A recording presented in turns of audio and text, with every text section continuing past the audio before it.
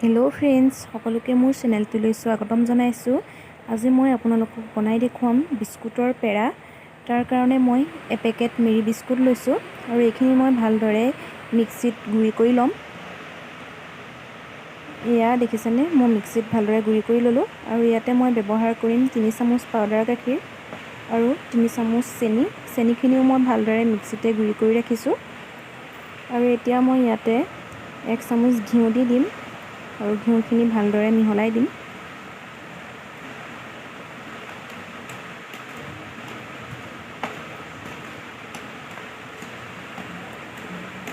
আৰু এতিয়া ইয়াতে দিম 3 চামুচ চেনি।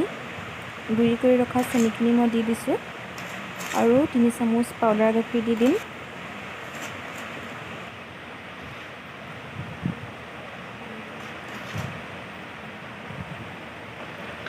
আৰু গোটেইখিনি এবাৰ ভালকৈ মিলাই ল'ম। এয়া মই ভালকৈ মিলাই ল'লোঁ। এতিয়া ইয়াতে গাখীৰ দি পেলাই ভালকৈ মঠি ল'ম। আটা যেনেদৰে মঠে তেনেকৈ মঠি ল'ব।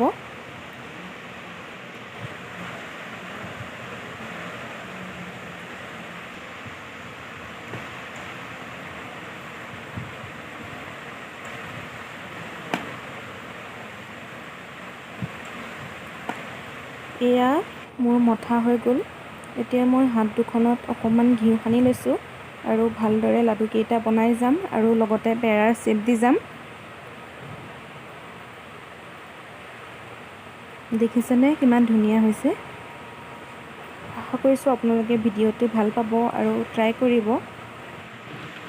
আৰু এতিয়ালৈকে যদি মোৰ চেনেলটো ছাবস্ক্ৰাইব কৰা নাই তেনেহ'লে ছাবস্ক্ৰাইব কৰি দিব।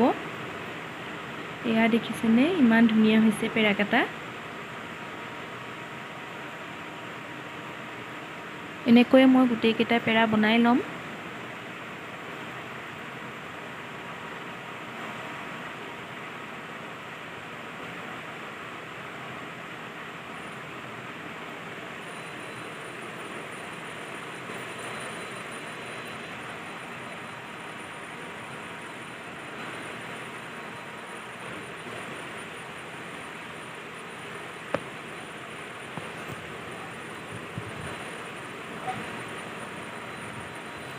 এয়া দেখিছেনে পেৰাকেইটা ৰেডি হৈ গ'ল।